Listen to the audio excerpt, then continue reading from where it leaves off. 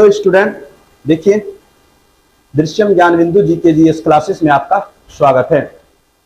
आज हम लोग जो है डेली टेस्ट सीरीज स्टार्ट करने वाले हैं। आज है तारीख 20/6/2023। आज से ही हम लोग डेली टेस्ट सीरीज करेंगे और इस डेली टेस्ट सीरीज में हम आप लोगों के लिए 50 क्वेश्चन प्रतिदिन लेके आएंगे और 50 क्वेश्चन प्रतिदिन लेके आएंगे और इस 50 क्वेश्चन पे आप लोगों के साथ हम क्या करेंगे, डिस्कस करेंगे। और ये जो टेस्ट सीरीज होगा, ये टेस्ट सीरीज सभी एग्जाम के लिए, जितने भी प्रतियोगिता परीक्षा की तैयारी करने वाले छात्र हैं, सभी छात्रों के लिए क्या रहेगा, यूजफुल रहेगा। आज भर के लिए हम आपके लिए मात्र 10 क्वेश्चन करेंगे। नेक्स्ट डे से आपके लिए हम 50 क्वेश्चन लेके आएंगे। 50 क्वेश्चन का टेस्ट सीरीज होगा जिसमें हम ज्यादा आपका टाइम नहीं लेते हुए आपका हम डायरेक्ट क्वेश्चन पे आते हैं। बाकी बातें ऑफलाइन क्लास में होती रहती है। तो डायरेक्ट हम क्वेश्चन, सबसे पहला क्वेश्चन है, निम्नलिखित में से किस कोयला का उत्पादन भारत में क्या होता है, सर्वाधिक होता है। भारत में इसका आंसर की बात कीजिएगा तो आंसर है, सबसे पहले इसका देख लीजिए, आंसर है सी, यानी बिटुमिनस प्रकार का। भारत में कोयला जो है बिटुमिनस प्रकार का सर्वाधिक मात्रा में, लगभग भारत में जितने कोयला उत्पादन होता है उसका 98% जो कोयला है वो किस प्रकार के कोयला का उत्पादन होता है, बिटुमिनस प्रकार के कोयले का उत्पादन होता है। और कोयले की देखिएगा तो कार्बन की मात्रा के आधार पर कोयले को मोटे तौर पे 4 वर्गों में विभाजित किया गया है। वैसा कोयला जिसमें कार्बन की मात्रा 80 से 90% हो, उस प्रकार के कोयले को क्या कहा जाता है, एंथ्रासाइट कोयला। और सबसे उच्चतम कोटि का कोयला होता कौन सा है, सबसे उच्चतम कोटि का, सबसे उत्तम कोटि का कोयला होता है आपका एंथ्रासाइट कोयला। सेकंड कोटि का होता है कौन सा, बिटुमिनस। वैसा कोयला जिसमें कार्बन की मात्रा 70 से प्रतिशत से लेके 80% तक हो। कितने प्रतिशत, 70 से 80%। अगला है आपका लिग्नाइट कोयला। और लिग्नाइट कोयला वैसा कोयला जिसमें कार्बन की मात्रा 60% से लेके कितने प्रतिशत तक हो, 70% तक हो। और वैसा कोयला जिसमें कार्बन की मात्रा 40% हो, उस प्रकार के कोयला को कौन सा कोयला बोलते हैं, पीट कोयला। मतलब कहना हम ये चाह रहे कि कोयले 4 प्रकार के पाए जाते हैं, एंथ्रासाइट, बिटुमिनस, लिग्नाइट और पीट। सबसे निम्नतम कोटि का कोयला होता है पीट और सबसे उच्चतम कोटि का कोयला होता है एंथ्रासाइट। भारत में लगभग 98% जो कोयला होता है, 98% कोयला का उत्पादन किस प्रकार के कोयले का उत्पादन होता है, बिटुमिनस प्रकार का। तो आपका आंसर ये है। और नेक्स्ट क्वेश्चन आप देखिए, नेक्स्ट क्वेश्चन आपका होता है कौन सा, नेक्स्ट क्वेश्चन है आपका किसका मिलान गलत है। नेक्स्ट क्वेश्चन है आपका किसका मिलान गलत है। तो पहला क्वेश्चन आप देखिए, दूसरा क्वेश्चन देखिए। दूसरा क्वेश्चन कहता है किसका मिलान गलत है। इधर है नदी घाटी परियोजना और इधर है नदी, मतलब कौन सी नदी घाटी परियोजना किस नदी पे है, आपको मिलान करना है। सबसे पहला आपका है हीराकुंड परियोजना। सबसे पहला कौन सा है, हीराकुंड नदी घाटी परियोजना। और हीराकुंड नदी घाटी परियोजना की बात कीजिएगा तो हीराकुंड नदी घाटी परियोजना महानदी पे, किस नदी पे, महानदी पे है। और ये बिल्कुल बात सही है। और किस राज्य में, उड़ीसा राज्य में। किस राज्य में, उड़ीसा राज्य में। हीराकुंड बांध की बात कीजिएगा तो विश्व का सबसे लंबा बांध है, विश्व का सबसे लंबा बांध उड़ीसा राज्य में, किस नदी पे, महानदी पे। अगला है आपका नागार्जुन सागर परियोजना। नागार्जुन सागर परियोजना की बात कीजिएगा तो नागार्जुन सागर परियोजना कृष्णा नदी पे। इसका मिलान बिल्कुल सही है। क्वेश्चन कह रहा है किसका मिलान गलत है, आपको गलत मिलान को ढूंढना है। और ये भी सही है, ये भी सही है। नागार्जुन सागर परियोजना की बात कीजिएगा तो ये किस राज्य में है, तेलंगाना राज्य में है। किस राज्य में है, तेलंगाना राज्य में है। अगला आपका सी नंबर, सी नंबर कहता है सरदार पटेल परियोजना किस राज्य में, सरदार पटेल परियोजना किस नदी पे, तो कौन सी नदी है, नर्मदा। ये भी बिल्कुल सही है। किस राज्य में, मध्य प्रदेश राज्य में।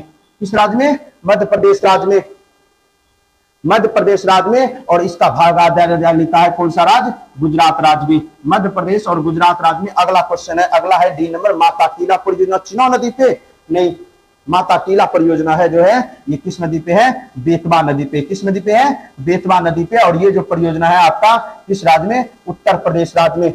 देखिए ये परियोजना है क्या, इसको बहुउद्देशीय परियोजना कहते हैं। हमारे देश के सबसे पहले प्रधानमंत्री हुए थे जवाहरलाल नेहरू। जवाहरलाल नेहरू ने 1948 ईस्वी में बहुउद्देशीय परियोजना क्या किए थे, शुरुआत किए थे। और जवाहरलाल नेहरू ने बहुउद्देशीय परियोजना यानी नदियों के ऊपर क्या बनाए जाते हैं, बांध बनाए जाते हैं। और उस नदियों पे बांध बना के उसके पीछे जो जल रहता है उससे जल विद्युत का उत्पादन किया जाता है, मछली पालन किया जाता है। मछली पालन के साथ साथ उस जल का उपयोग सिंचाई में किया जाता है। वैसा योजना जिसका उद्देश्य क्या हो, बहुत हो, उसी को कहते हैं बहुउद्देशीय परियोजना। हमारे देश के जब प्रधानमंत्री जवाहरलाल नेहरू कहते कि भारत का जो आधुनिक भारत का जो मंदिर है वो मंदिर कौन सा है, बांध है, बहुउद्देशीय परियोजना है। ऐसा बात जवाहरलाल नेहरू ने किया था और बहुत बार क्वेश्चन पूछा, ऐसा किस महापुरुष ने कहा है कि आधुनिक भारत का मंदिर कहाँ है, बहुउद्देशीय परियोजना में है। तो ऐसा किस महापुरुष ने कहा था, जवाहरलाल नेहरू ने। और बहुउद्देशीय परियोजना की शुरुआत कब हुई थी, 1948 में दामोदर नदी घाटी परियोजना से हुई थी। किस नदी घाटी परियोजना से, दामोदर नदी घाटी परियोजना से आपकी शुरुआत हुई थी बहुउद्देशीय परियोजना। अगला क्वेश्चन आते हैं और अगला क्वेश्चन कहता है आपका तीसरा नंबर क्वेश्चन। तीसरा क्वेश्चन है, किस राजा ने अवंती के शासक, तीसरा क्वेश्चन है, कहता है तीसरा क्वेश्चन, किस राजा ने अवंती के शासक चंड प्रदोत की चिकित्सा के लिए अपने राजवैद्य जीवक को भेजा था। इसका आंसर होगा बिंबिसार। देखिएगा, हर्यक वंश है, हमारे मगध साम्राज्य में एक वंश शासन किया है, उस वंश का नाम है हर्यक वंश। उस वंश का क्या नाम है, हर्यक वंश। और हर्यक वंश के ही संस्थापक हुआ करते थे कौन, बिंबिसार। हर्यक वंश के संस्थापक कौन, बिंबिसार। बिंबिसार ने ही अवंती के राजा चंड प्रदोत को एक रोग हो गया था, पीलिया रोग, जिसे कहते हैं पांडु रोग। उसी रोग के इलाज के लिए अपने राजवैद्य जीवक को बोला था, जाइए और आप राजा का इलाज कीजिए, जिससे क्या हो, इसका दोस्ती और इसका साम्राज्य विस्तार में इसका हेल्प करे कौन, राजा अवंती के चंड प्रदोत। तो इसका आंसर हो जाएगा बिंबिसार। अजातशत्रु की बात कीजिएगा, अजातशत्रु शिशुनाग वंश के राजा हैं। बिंदुसार की बात कीजिएगा, बिंदुसार मौर्य वंश के राजा हैं। और शिशुनाग वंश के राजा हैं। बिंबिसार हर्यक वंश के राजा हैं। इतना आप डाटा याद रखिएगा। अब चलिए नेक्स्ट क्वेश्चन। नेक्स्ट क्वेश्चन कहता है आपका, नेक्स्ट क्वेश्चन है आपका चौथा नंबर क्वेश्चन कहता है, लाला लाजपत राय के राजनीतिक गुरु कौन थे। लाला लाजपत राय के राजनीतिक गुरु कौन थे। तो आप आंसर देखिए, लाला लाजपत राय के राजनीतिक गुरु जो थे मेजनी हुआ करते थे। कौन हुआ करते थे, मेजनी। लाला लाजपत राय के राजनीतिक गुरु कौन थे, मेजनी थे। अब चलिए ऑप्शन है आपका गोपाल कृष्ण गोखले, किसके गुरु थे, तो महात्मा गांधी के गुरु कौन हुआ करते थे, गोपाल कृष्ण गोखले। महात्मा गांधी के गुरु जी कौन हुआ करते थे, गोपाल कृष्ण गोखले। फिर आइए चित्तरंजन दास, आप जानते हैं सुभाष चंद्र बोस, सुभाष चंद्र बोस के गुरु हुआ करते थे। सुभाष चंद्र बोस के गुरु कौन हुआ करते थे, चित्तरंजन दास। फिर आइए दादा भाई नौरोजी, दादा भाई नौरोजी हमारे देश के महान पुरुष बाल गंगाधर तिलक, बाल गंगाधर तिलक के गुरु हुआ करते थे। बाल गंगाधर तिलक के गुरु कौन हुआ करते थे, दादा भाई नेहरू। मेजनी किसके गुरु हुआ करते थे, लाला लाजपत राय के। आप जानते हैं लाला लाजपत राय हमारे राष्ट्रीय आंदोलन के नेता थे। लाला लाजपत राय, बाल गंगाधर तिलक, बिपिन चंद्र पाल, ये तीनों गरम दल के नेता थे। और इनका बहुत ज्यादा हमारे राजनीतिक इतिहास में यानी राष्ट्रवादी आंदोलन में बहुत ज्यादा इनका योगदान है। तो आपका नेक्स्ट क्वेश्चन है, नेक्स्ट क्वेश्चन है आपका कौन सा, अगला क्वेश्चन कहता है 5वां नंबर क्वेश्चन। देखिए क्वेश्चन है कि किस एक्ट के द्वारा यानी किस एक्ट के तहत कलकत्ता में सुप्रीम कोर्ट की स्थापना की गई। तो इसका सबसे पहले आंसर जान लीजिए, इसका सबसे पहले आंसर है 1773 का रेगुलेटिंग एक्ट। देखिए आप जानते हैं हमारे भारत में अंग्रेजों ने शासन किया है, और अंग्रेजों ने शासन किया तो अंग्रेज क्या करते थे, यहां से ब्रिटिश संसद से एक आदेश पत्र जारी करते थे, आपको किस प्रकार से शासन प्रशासन करना है, किस प्रकार से ईस्ट इंडिया कंपनी को रेगुलेट करना है। तो सबसे पहला रेगुलेटिंग एक्ट आया था 1773 ईस्वी में, और 1773 ईस्वी में ब्रिटिश की संसद ने रेगुलेटिंग एक्ट बना के भेजा था ईस्ट इंडिया कंपनी को। कहा कि ईस्ट इंडिया में बहुत सारे भ्रष्टाचार हो गए थे। ईस्ट इंडिया कंपनी क्या करती थी, तरह तरह का उपहार लेती थी, अपना व्यापार बिजनेस करती थी। इसी वजह से इसके पीछे और लंबा कहानी है, इसके पीछे थोड़ा सा लंबा कहानी आप समझ लीजिए। सबसे पहली बार हमारे भारत में 1757 ईस्वी में एक युद्ध हुआ, उस युद्ध का नाम है प्लासी का युद्ध। प्लासी का युद्ध हुआ 1757 ईस्वी में। 1764 ईस्वी में क्या हुआ, बक्सर का युद्ध हुआ। और बक्सर के युद्ध के बाद हमारे भारत में 1765 ईस्वी में बंगाल वाले क्षेत्र में द्वैध शासन लगा दिया। बंगाल वाले क्षेत्र में क्या लगाया गया, द्वैध शासन लगाया गया। और ये जो द्वैध शासन लगाया गया टोटल 1772 ईस्वी तक, मोटे तौर पे बात करें तो लगभग 7 वर्षों तक द्वैध शासन लगा रहा बंगाल में। और बंगाल को लूटा गया, बंगाल को इतना लूटा गया आप इससे अंदाजा लगा सकते हैं। इस समय भारत के गवर्नर जनरल हुआ करते थे, गवर्नर हुआ करते थे रॉबर्ट क्लाइव। रॉबर्ट क्लाइव इतने ज्यादा अमीर हो गए ब्रिटेन में कि ब्रिटेन के 10 अमीर व्यक्तियों में गिनती में नाम आने लगा रॉबर्ट क्लाइव का। तो ब्रिटेन के संसद ये सब चीज देखा करते थे। रॉबर्ट क्लाइव से पूछा, भैया तुम इतना अमीर कैसे हो गए, तुम्हारे पास तो एक संपत्ति नहीं है इतना, तुम तो सिर्फ एक कंपनी का क्या हो, एक कंपनी का गवर्नर हो तो तुमको इतना संपत्ति आया कहां? तो इन्होंने क्या कहा, हमारे बोला कि हमारे भारत के राजा जो है ना, राजा हमको क्या देते हैं, उपहार देते हैं।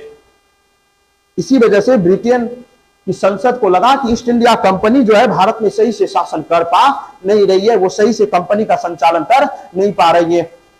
इसी वजह से उन्होंने 1773 ईस्वी में एक एक्ट भेजा, बोला अब आपको इसी कंपनी, इसी एक्ट के तहत, इसके अनुसार आपको क्या करना है, भारत में शासन करना है, कंपनी को चलाना है, रेगुलेटिंग एक्ट।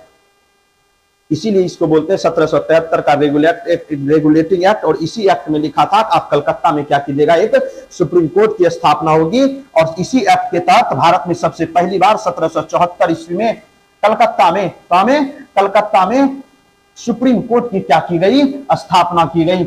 और सुप्रीम कोर्ट की सबसे पहला मुख्य न्यायाधीश जो बना था, इलिजा इम्पे बना था। कौन बना था? Elijah Impey. सुप्रीम कोर्ट की सबसे पहला मुख्य न्यायाधीश कौन था? Elijah Impey. और इसका स्थापना 1774 में, तो किस एक्ट के तहत? 1773 के रेगुलेटिंग एक्ट के तहत। चलिए अब एक बार 1757 में प्लासी का युद्ध, 1764 में बक्सर का युद्ध, बंगाल में द्वैत शासन 1765 से 1772। और द्वैत शासन लगाया किसने था? रॉबर्ट क्लाइव ने लगाया था। अगला आइए 1773 ये रेगुलेटिंग एक्ट के तहत कलकत्ता में सुप्रीम कोर्ट की स्थापना कब? 1774 ईस्वी में। सबसे पहली मुख्य न्यायाधीश इलिजा इम्पे। चलिए अब नेक्स्ट क्वेश्चन है आपका छठा नंबर क्वेश्चन बहुत ही इंपॉर्टेंट है आपके एग्जाम के दृष्टिकोण से।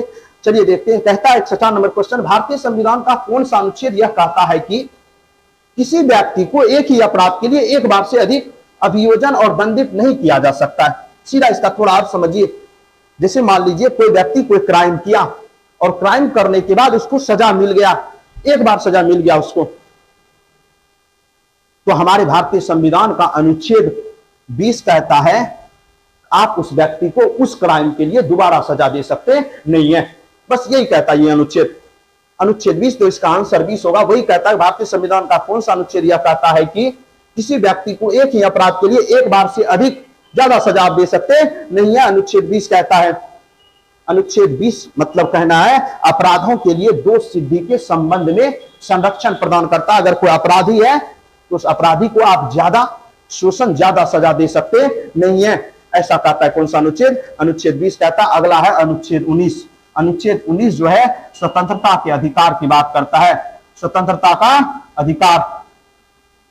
के अधिकार की बात करता है। कौन सा अनुच्छेद? अनुच्छेद 19, अनुच्छेद 21 और अनुच्छेद 22। अनुच्छेद 21 कहता है प्राण एवं दैहिक स्वतंत्रता का अधिकार। प्राण एवं दैहिक स्वतंत्रता का अधिकार कहता है कौन? अनुच्छेद 21। और अनुच्छेद 22 कहता है इसके बारे में, अनुच्छेद 22 कहता है कि जो भी व्यक्ति को गिरफ्तार किया गया हो, अगर किसी व्यक्ति को गिरफ्तार किया गया हो, गिरफ्तार किए हुए व्यक्ति के संरक्षण में, मतलब किसी व्यक्ति को अगर गिरफ्तार किया गया है तो उस गिरफ्तार किए हुए व्यक्ति का भी कुछ ना कुछ मूल अधिकार है। वो व्यक्ति सबसे पहले प्रशासन से या जो गिरफ्तार करने वाला अधिकारी है उससे ये पूछ सकता है कि हम हमको गिरफ्तार क्यों किए, उसको कारण बताना होगा कि गिरफ्तार क्यों किए। दूसरा, गिरफ्तार करने के बाद ये नियम है, दूसरा क्लॉज कहता है कि किसी गिरफ्तार किए हुए व्यक्ति को प्रशासन या अधिकारी 24 घंटे से ज्यादा, यानी 24 घंटे से ज्यादा आप थाना में नहीं रख सकते। मोटे तौर पे 24 घंटे के अंदर उस व्यक्ति को मजिस्ट्रेट के सामने पेश करना अनिवार्य है, आने जाने का टाइम हटा के। तीसरा इसी में है उस व्यक्ति को अपने मनपसंद वकील चुने जाने का क्या है? अधिकार है। वो व्यक्ति अपने मनपसंद किसी भी व्यक्ति को वकील चुन सकता है अपना दलील देने के लिए, अपील करने के लिए। अनुच्छेद 22 यही कहता है, मतलब गिरफ्तार किए हुए व्यक्ति को, गिरफ्तार किए हुए व्यक्ति के संरक्षण के संबंध में प्रावधान करता है कौन सा अनुच्छेद? अनुच्छेद करता है 22। अनुच्छेद 19 स्वतंत्रता का अधिकार, अनुच्छेद 20 अपराधों के संबंध में दोष सिद्धि के संबंध में, अनुच्छेद 21 प्राण एवं दैहिक स्वतंत्रता का अधिकार, अनुच्छेद 22 गिरफ्तार किए व्यक्ति को संरक्षण के संबंध में। समझ में आ गया आई थिंक, हमको लगता है। आगे का क्वेश्चन है आपका 7वां नंबर क्वेश्चन। 7वां नंबर क्वेश्चन बहुत ही अच्छा है, जलवायु से चैप्टर है, जलवायु से आपका क्वेश्चन है। और सबसे पहला क्वेश्चन कहता है कि शीत ऋतु में पंजाब, हरियाणा, उत्तर प्रदेश, बिहार के क्षेत्र में हल्की वर्षा होती है। आप जानते हुए हमारे बिहार राज्य में शीत ऋतु में भी क्या हो जाती है? कभी कभी वर्षा हो जाती है। तो वर्षा होती कैसे है? इसके पीछे का रीजन है पश्चिमी विक्षोभ से। किसकी वजह से? पश्चिमी विक्षोभ से। हमारे भारत में जो सबसे ज्यादा वर्षा होता है दक्षिण पश्चिम मानसून से होता है। सबसे पहले इसको समझिए, वर्षा होता कैसे। आप जानते हैं सूर्य की किरणें जब जल पे पड़ती है, जल वाष्प बन के ऊपर उठता है, और जैसे जैसे आप ऊपर जाते जाइएगा वैसे वैसे क्या होता है, तापमान कम होते जाता है। जैसे जैसे गर्म वाष्प ऊपर जाता है, ऊपर जाके क्या हो जाता है, ठंडा हो जाता है। वाष्प का ठंडा होके बड़े बूंद में बदलना ही क्या कहलाता है, संघनन कहलाता है। जब वाष्प ठंडा होकर बड़े बूंद में बदल हो जाता है तो उसके बाद बड़ा बूंद क्या होता है, नीचे टपक जाता है वर्षा के रूप में। आप जानते हैं हमारे भारत के बगल में समुद्र है। भारत के एक साइड में आपका इस तरह से हमारा भारत है, और हमारे भारत के इस साइड में क्या है, अरब सागर है, और इस साइड में है बंगाल की खाड़ी। सबको पता है बंगाल की खाड़ी। हमारे भारत के इस साइड में बंगाल की खाड़ी और इस साइड किसमें क्या है, अरब सागर है। और हमारा इतना सा भारत है, देख लीजिएगा, थोड़ा नक्शा उक्सा का इशू रहेगा। तो यहां पे पूरा का पूरा समुद्र है, और आप जानते हैं नक्शा में ऊपर कौन सा दिशा, उत्तर, नीचे कौन सा दिशा, दक्षिण, और इस साइड कौन सा दिशा, इस साइड पूरब, और इस साइड पश्चिम। तो हमारे भारत में सबसे ज्यादा जो वर्षा होता है, इधर से जो मानसून जाती है, इधर से जो हवाएं चलती है, यहां से समुद्र है, तो ये दिशा कौन सा हुआ, दक्षिण और पश्चिम। ये दिशा कौन सा हुआ, दक्षिण पश्चिम। तो हमारे भारत में सबसे ज्यादा जो वर्षा करती है, कौन मानसून करती है, दक्षिण पश्चिम मानसून करती है। उसके बाद आता है उत्तरी पूर्वी मानसून, जिसको हम कहते हैं लौटता हुआ मानसून। हमारे भारत में उत्तरी पूर्वी मानसून में मात्र एक राज्य में वर्षा होता है, वो राज्य कौन सा है, तमिलनाडु राज्य। और तीसरा आता पश्चिमी विक्षोभ। पश्चिमी विक्षोभ क्या है, हमारे भारत के इस साइड आइएगा, इस जगह पे एक सागर है, उसका नाम है भूमध्य सागर। भूमध्य सागर से जो हवाएं चल के आती है हमारे भारत तक, भूमध्य सागर से जो चल के हवाएं आती है हमारे भारत तक, उसे ही हम क्या कहते हैं, पश्चिमी विक्षोभ। और भूमध्य सागर से जो हवाएं आती है वही हमारे भारत में क्या करती है, शीत ऋतु में यानी ठंडी के समय में हरियाणा, उत्तर प्रदेश, बिहार के क्षेत्र में हल्की वर्षा करती है, जिसे हम क्या कहते हैं, पश्चिमी विक्षोभ। कहा है कि इस साइड से आता है तो हमारे भारत के पश्चिम साइड से आता है, इसी वजह से हम इसको क्या बोलते हैं, पश्चिमी विक्षोभ बोलते हैं। अगला क्वेश्चन है आपका 8वां नंबर। अगला क्वेश्चन है 8वां नंबर। भारत में एल्युमिनियम का सबसे पहला कारखाना कहां स्थापित किया गया था? मतलब भारत में एल्युमिनियम का सबसे पहला कारखाना स्थापित किया गया जेके नगर। जेके नगर आपको पश्चिम बंगाल में है। जेके नगर कहां में? पश्चिम बंगाल में। और इसकी स्थापना 1937 ईस्वी में की गई थी। कब की गई थी? 1937 ईस्वी में। भारत में एल्युमिनियम का पहला कारखाना 1937 में। रिसरा में सबसे पहले जूट का उद्योग का कारखाना, जूट उद्योग का भारत में सबसे पहला कारखाना रिसरा में स्थापित किया गया था। रिसरा भी कहां में? पश्चिम बंगाल में, कलकत्ता वाला राज्य पश्चिम बंगाल में। और इसकी स्थापना कब? 1855 ईस्वी में। अगला ये आप 8वां नंबर। 9वां नंबर क्वेश्चन कहता है, देखिएगा बहुत ही अच्छा क्वेश्चन है। कहता है प्रायद्वीपीय भारत की नदियों की लंबाई के अनुसार घटता क्रम बताइए। हम लंबाई लिख देते हैं। सबसे पहला कौन सी नदी है? गोदावरी नदी। गोदावरी नदी की लंबाई 1465। फिर आइए कृष्णा नदी। कृष्णा नदी की लंबाई 1400। कृष्णा नदी की लंबाई 1400। फिर आइए नर्मदा नदी की लंबाई। नर्मदा नदी की लंबाई आपका 1312। और फिर महानदी आइए। महानदी की लंबाई कितना? 900 किलोमीटर।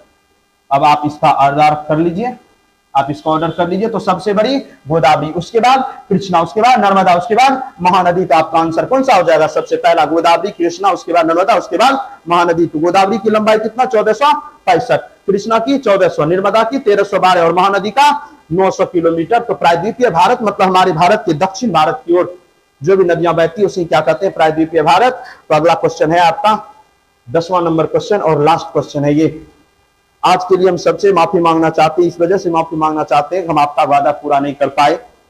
वादा पूरा इस वजह से नहीं कर पाए काहे कि थोड़ी सी समस्या थी, पहला दिन था, थोड़ा गड़बड़ सरबड़ तो होता ही आप जानते हैं, तो हर चीज अरेंज नहीं कर पाए। लेकिन फिर भी हम आपसे स्टार्ट कर दिया आपका 10 क्वेश्चन से, और बेहतरीन होगा, धीरे धीरे आपका सब चीज आ जाएगा। तो कहता है 10वां नंबर क्वेश्चन, सर्वप्रथम भारत में सोने के सिक्के किसने चलाए थे? कहता भारत में सबसे पहली बार सोने के सिक्के किसने चलाए थे? भारत में सबसे पहली बार सोने के सिक्के किसने चलाए थे? हिंद यूनानियों ने चलाए थे। हिंद यूनानी शासक, मैप में आप देखिएगा, हिंद यूनानी शासक हमारे भारत आए थे, और भारत आने के बाद भारत में सोने के सिक्के चलाए थे। भारत में सबसे ज्यादा सोने के सिक्के किस शासकों ने चलाए थे और सबसे शुद्धतम सोने के सिक्के किसने चलाए थे? ये क्वेश्चन बहुत बार पूछा जाता है। आप देखिएगा, भारत में सबसे पहले सोने के सिक्के चलाने वाले शासक थे हिंदू यूनानी, और भारत में सर्वाधिक सोने के सिक्के चलाए थे किसने? गुप्त शासकों ने। सर्वाधिक सोने के सिक्के चलाए थे गुप्त शासकों ने, और सबसे ज्यादा शुद्धतम सोने के सिक्के चलाए थे कुषाण शासकों ने। चीजों को याद रखिएगा, तीनों चीज हम एक बार क्लियर कर देते हैं। सबसे पहले सोने के सिक्के चलाए थे आपका हिंदू यूनानी शासक ने। उसके बाद सबसे ज्यादा सोने के सिक्के गुप्त शासकों ने, और सबसे ज्यादा शुद्धतम सोने के सिक्के किस शासकों ने? कुषाण शासकों ने। आज इतना दूर तक ही रखते हैं। सबको गुड नाइट। सब कोई वीडियो को शेयर कीजिएगा, चैनल को सब्सक्राइब और वीडियो को लाइक जरूर कीजिएगा और कमेंट भी कीजिएगा। जो भी गलती हो आप गलती को जरूर बोलिएगा, सर यहाँ गलती हो, हम आगे इसमें सुधार करने का प्रयास करेंगे। जैसी आपकी राय होगी उस हिसाब से चलेंगे। थैंक यू सब।